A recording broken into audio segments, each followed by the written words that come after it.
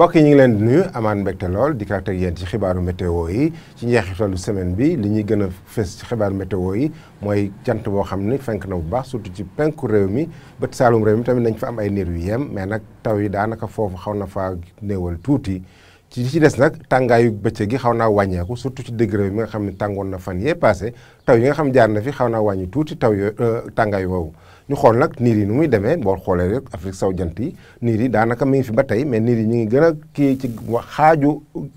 sud bi maanaam bët saalum réew mi diggante Casamance bi côté tuuti ci côté Bakel bi wàllu tuuti dugg ci réew mi mais guusaay bi mi ngi fi ba tey parce que ngelaw li nga xam dafa jóge woon géej gi ëpp xaw naa wàññeeku tuuti loolu moo tax niir yi maanaam guusaay bi dugg na bu baax ba tax na tey ci guddi jëm ci ëllëg maanaam guddi àjjuma jëm samedi ay taw nañ ko xaar rek ci bët saalum réew mi tuuti ci côté Kaffrine nañ fa xaar ay taw yu xaw a yem Tambacounda Kédougou tam mën nañ faa xaar ay taw yu xaw a yem daanaka du maase par ay gox goxaan lay nekk côté Casamance tam mën nañ fa am ay taw par gox goxaan yu xaw a yem diggante région de Ziguinchor Kolda ba Sédhiou digg réew mi nag tekkaar la ñuy am ak asamaan soo xam ne dina niis lool ci côté Saloum bi côté Nioro ba côté Kaffrine bu ñu demee ba côté Ndakaaru tam nañu am ay niir mais niir yooyu du xaw a am doole surtout nag côté Ndar asamaan si dina gën a leer foofu côté Podor sax mooy gën a tàng ci guddi gi parce que dina am ñaar fukki degré ak juróom-ñaar lay gën a sedd mooy Louga dina am ñaar fukki degré ak ñett Ndakaaru dina am ñaar fukki degré ak juróom-benn daanaka tamit dina tàng lool guddi gi Ndakaaru du sedd bu baax ba fi nga xam day am ay taw nag diggante Kaffrine ak Tambacounda foofu ñaar fukki degré ak juróom la ñuy am parce que tàngaay bi ndox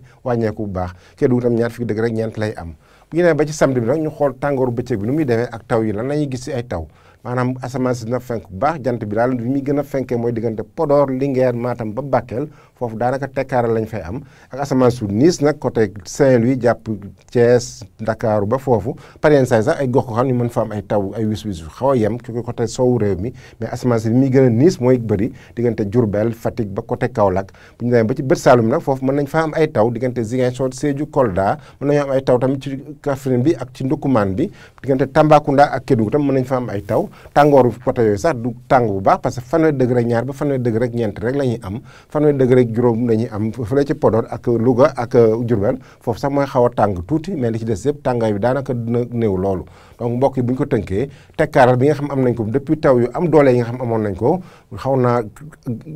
yàgg tuuti mais nag yàgg bi taxul mu am ay fan yu bëri parce que ñaari fan ñetti fan la am mais nag à partir de samedi jëm dimanche dañuy xaaraat ay taw yoo xam ni dañ ko am ci digg réew mi mën a wàll tuuti ci bët saalum réew mi ak sowu réew mi donc mbokki loolu dañ leen doon ci tool bu rafet bi ci toolu gerte bu rafet bi nga xam ne bay nañ ko bu baax a baax lañ leen di tàggoo mais bu leen fàtte nag dem suñu plateforme pour ay information yoo xam ne dañ ko gën a ràññale ñu ngi leen jox dig daje ba suba ak jàmm wasalaam